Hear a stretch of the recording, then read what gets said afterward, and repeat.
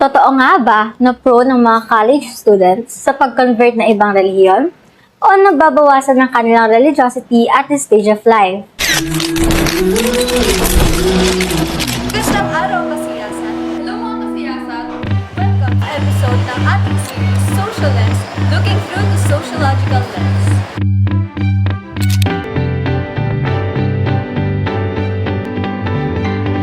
Samahan niyo ako mga kasiyasan. Gamit ang lente ng sosyolohiya. Gamit ang lente ng sosyolohiya. Gamit ang lente ng sosyolohiya. The logical lens. Gamit ang lente ng sosyolohiya. Problemahin natin. Social lens, looking through the sociological lens. Tara, usap tayo. Welcome to another episode of Social Lens, kung saan titignan natin ang iba't ibang issue at usapin sa lipunan gamit ang lente ng sosyolohiya. Malaki nga ba ang pagbabago na naidulot ng kolehiyo sa mga mag-aaral? Tara, problemahin natin. Ang kolehiyo ay isang importanteng pangyayari sa mga mag-aaral. Kaya naman, isa itong malaking pagbabago na kanilang mararanasan. Talaga nga namang isa itong adjustment sa bawat estudyante. Kaya ninanais nilang maghanap ng mga networks na makakatulong upang maging magaan ang kanilang pag-aaral. At itong kabuuang bagong karanasan sa buhay nila. Sa transition na ito, ang religious organization sa universidad ay may kakayahan makapagbigay ng sense of connection, support, at stability. Para sa mga freshman students, ang pagsali sa religious organizations ay ang kanilang source of strength. Dahil ito ay nagbibigay ng matatag at maayos na komunidad kung saan ay mayroong kalayaan ng mga estudyante upang makipag-interact sa mga tao na mayroong similar views and ideals. Ang communities na ito ay may kapasidad na makapagbigay ng emotional support, camaraderie, at sense of belonging. Bukod dito, beneficial din ito para sa mga freshman students na nag-a-adjust sa panibagong environment at sinusubukan magkaroon ng mga bagong kaibigan. Bukod sa pagsali sa iba't ibang religious organizations upang maging source of strength, meron din kayang mga kabataan na lumilihis ng paniniwala sa relihiyong kanilang kinagisnan? Ayon kay Jeffrey Arnett, na pag-alaman niya ng emerging adulthood ay nag-involve ng identity exploration, instability, self-focus, feeling in between, at optimism. Sabi pa niya na ang mga kabataan ay karaniwang nagpapalit ng tirahan pagkatapos gumraduate ng high school kung saan meron silang kalayaan upang magdesisyon sa kanilang goals at relationships. Sa kabila ng mga pagsubok, marami ang naniniwala na kaya nilang mamuhay ng mas maayos kumpara sa kanilang mga magulang at makahanap ng pangmatagalang partner. Dagdag pa ni Jeffrey Arnett, this age of possibilities is marked by optimism and potential for success. Isa ang source of strength sa nag-udyok upang magkaroon ng katanungan ang mga kabataan. Kaya naman ngayon, magtungo tayo sa susunod na diskusyon kung saan mas palalalimin pa natin ang ating pinag-uusapan. According to Norman Adler, students graduating from high school and coming into college seek answers to their yet unanswered questions. Ano nga bang unanswered questions ang tinutukoy ni Norman Adler na nararanasan ng mga estudyanteng magkokolehiyo? Palagimin natin. Ang mga unanswered questions na tinutukoy ay may kakayahang makapag-impluwensya sa pagsukat ng religious beliefs ng mga estudyante, kung saan may kita ang pagkakaiba nito sa relihiyong pinaniniwalaan na kanilang kinalakihan. Ngayon, sinasabi ni Brian at Astine, dito nagsimula ang pag-reflect ukol sa kanilang pananampalataya, kanilang purpose, at meaning in life. Kaya naman, ang yugtong ito ang nagsimula ng curiosity ng mga young adults sa paghubog ng kanilang pagiging relihiyoso kung nais nila ay mag-convert sa ibang relihiyon or maging irreligious. Naniniwala ba kayo na mayroong proseso ang pagde-decide kung ang isang individual ay magko-convert sa ibang relihiyon? Kaya naman mas palalimin pa natin ang ating diskusyon. Ano nga ba ang proseso sa pag-decide ng mga young adults upang maisip nilang mag-convert sa ibang relihiyon o maging irreligious? Kaya mga kasiyasat, tara, problemahin natin. Ang mga kabataan ay nasa proseso ng pagdiskubre sa kanilang mga sarili habang nagsisimulang i-establish ang kanilang adult perspective. Sa prosesong ito, Sinusubukan ng mga young adults ang pagsukat sa kanilang mga paniniwala na itinuro ng kanilang pamilya at ang kasalukuyang paniniwala na itinuturo nung sila ay nasa kolehiyo. Ayon sa pag-aaral, sinasabi na ang mga young adults ay nakakaramdam ng stress at adjustment bilang university student. Ito ay sinuportahan ng isa pang pag-aaral ng mga aspeto ng religion at spirituality ay nagpo-function bilang suporta sa stressful situation. Sa huli, itong mga decision ay nagawa through building relationships and connections to different people and organization. Ayan, palalim na ng palalim ang ating diskusyon, mga kasiyasat.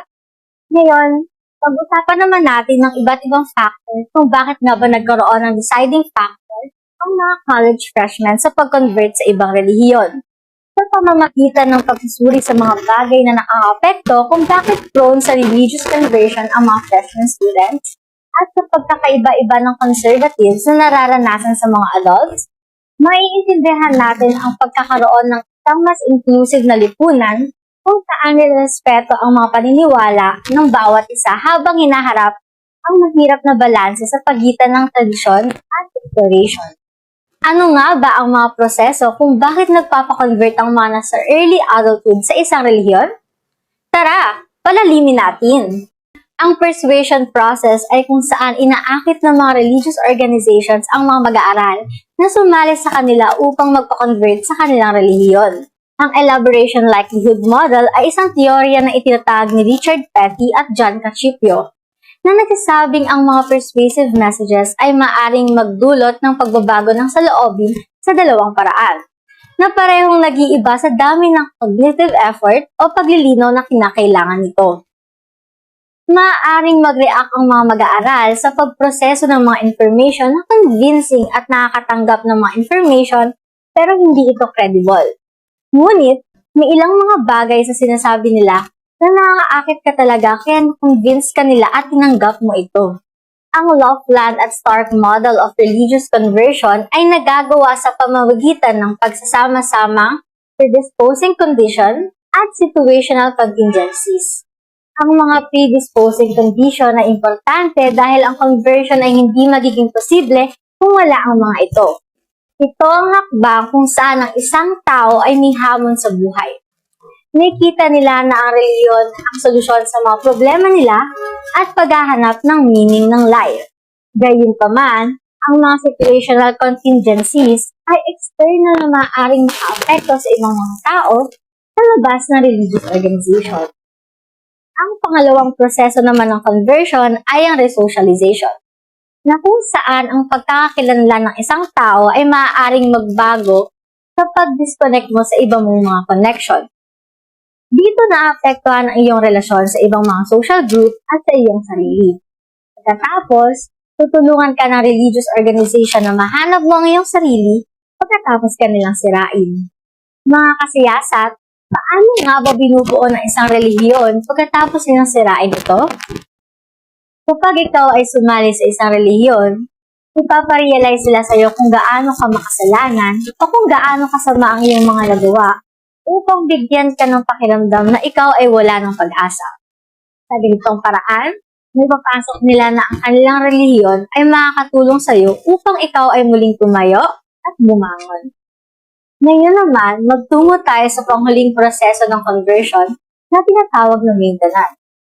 Sa prosesong ito, ipinapakita ang pag-maintain ng convert sa kanilang loyalty sa organisasyon.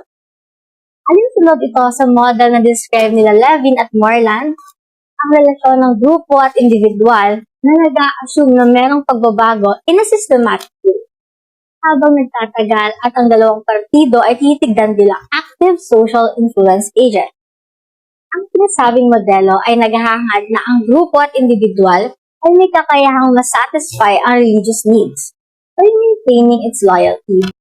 Mga kasiyasat, paano nga ba mananatili ang loyalty ng isang individual or grupo sa organisasyon?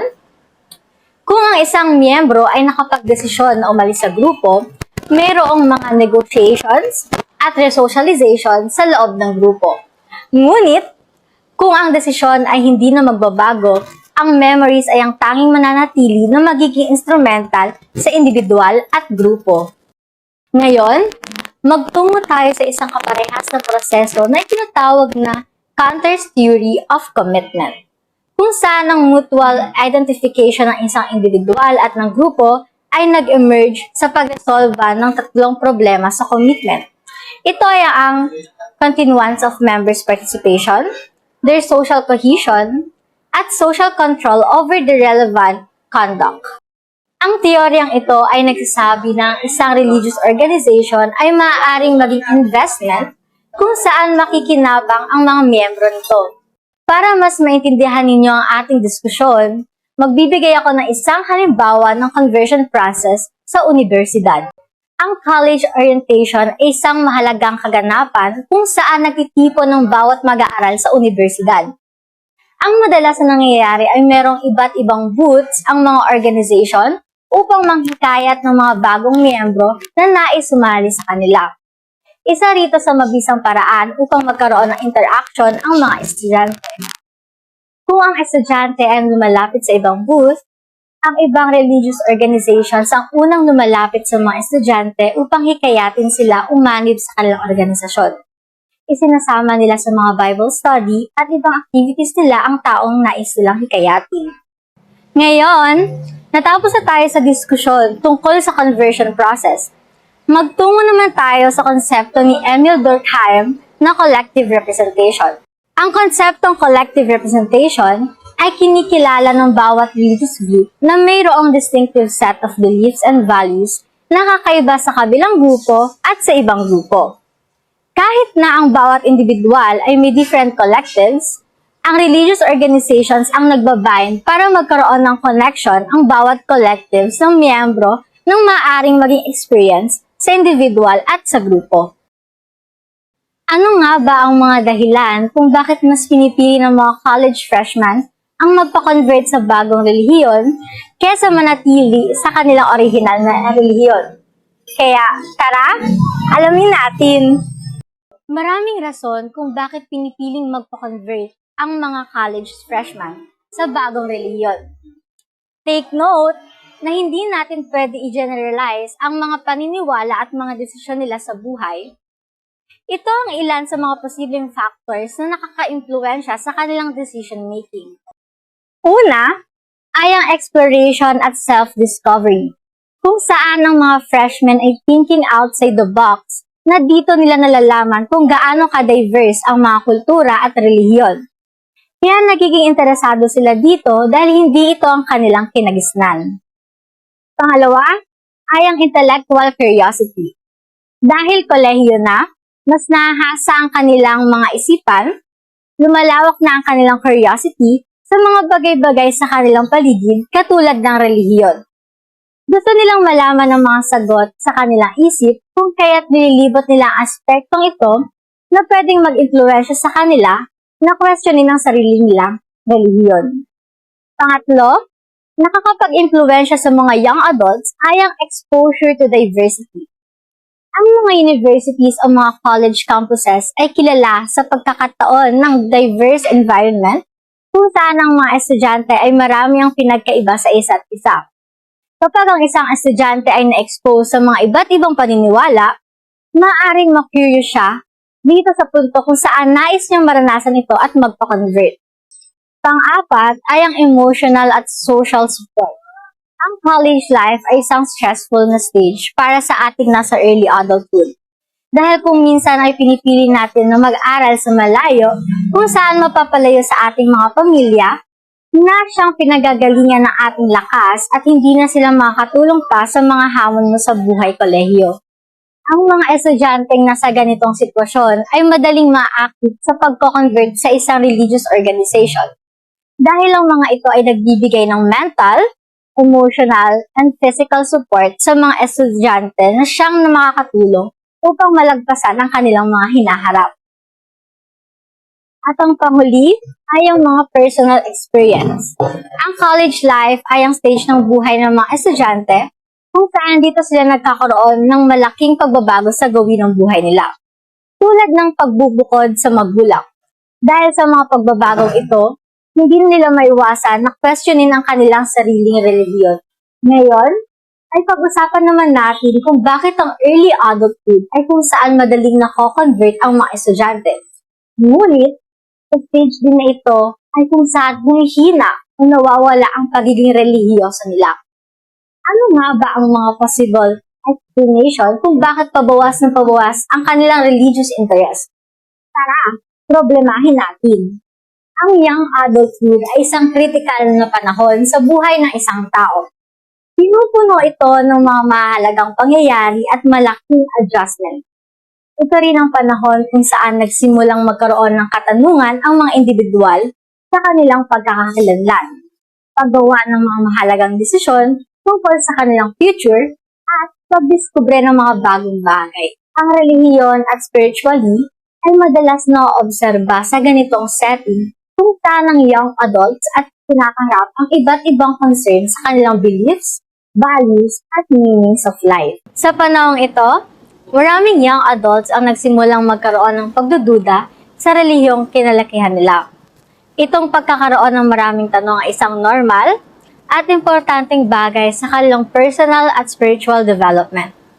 Ito ay maaaring impluwensya ng maraming variable tulad ng exposure to diverse point of views, new life events, at critical thinking abilities na umusbong sa ganitong panahon ng kanilang buhay. Increased independence and exposure to many point of views is important in forming young adults' attitudes on religion. Kapag ang isang individual ay nagsimula na pumasok sa young adulthood, malaki ang chance na meron silang madiskubre ng mga beliefs at practices na sumasalisi sa kanilang nakasanayang tradisyon. Sa pagkakaroon ng interaksyon ng bawat tao sa iba't ibang kultura at religious origins, pati ang pagkakaroon ng engagement sa pangmalawakan na spectrum ng idea mula sa edukasyon, media, at paglalakbay, ang new life experiences ay mayroong kontribusyon ng curiosity tungkol sa relihiyon. Bawat individual ay may kakayahang mag-navigate ng complex situations tulad ng pagsisimula ng career, pag-aaral, o pagsisimula ng mga bagong relasyon. Madalas sila kumaharap ng ethical at moral dilemmas na pumapersa sa kanila upang mag-re-evaluate ng paniniwala. Alinsunod dito, maaari din silang humarap sa mga sitwasyon na magbibigay katanungan sa kanila tungkol sa mga teachings ng kanilang religion. Seek a deeper understanding of their faith o consider alternative perspectives. Critical thinking skills na ginagamit natin mula pagkabata ay patuloy na umuunlad, magpasa hanggang ngayon ay tinutulungan tayo upang masuriin nating mabuti ang kanilang mga paniniwala. Ang stage of life na ito ay kasama ang self-awareness, na siyang dahilan kung bakit ang mga kabataan ay kinu-question ng kanilang relihiyon. Ang critical reflection na ito ay maaaring magdulot ng malaking assessment at pagninilay nila sa mga philosophical at theological concept. Paano natin masasabi na ang pagiging critical thinker ay isa sa mga factor para manghina o mawala ang pananampalataya? Halimbawa, ang mga college freshmen ay pinapairal na ang pagiging rational sa puntong ito gamit ang kanilang mga natutunan. Mas sumasandal na sila sa science pagdating sa pagpapaliwanag ng mga bagay-bagay sa kapaligiran. Sila ay nagiging positivistic. Mga kasiyasat, bago natin ituloy, ano nga ba ang positivistic? Ang positivistic ay isang approach sa pag-aaral ng lipunan gamit ang scientific facts at theories. Ang mga estudyante ay nagiging positivistic kung saan sila ay gumagamit ng mga scientific evidence at mga experiments and statistics upang ipaliwanag ang mga nangyari sa kapaligiran. Dahil na rin sa impluwensya na nakukuha nila sa kanilang mga natutunan at dahil na rin sa ating lipunan na nakabase na sa teknolohiya. Sa ganitong paraan, hinihina o nawawala na ang kanilang pananampalataya dahil mas tinatangkilik na nila ang siyensya. Sinasabi ni Max Heirich, ang pag-convert sa ibang relihiyon ay isang dramatic experience na nakapagbago ng pag-intindi ng individual qualitatively at nire-require ito bumuo ng panibagong paniniwala at bagong komitment. Ang pagbabagong ito ay nangangahulugan na kailangan gawin ng isang individual ang self-readjustment na maaaring lumikha ng pansariling problema. Itong mga problema ay dinidescribe ang pamilya at society. Gaano nga ba kaimportante para sa mga Pilipino ang pagpapahalaga sa relihiyon? Tara, palaginin natin.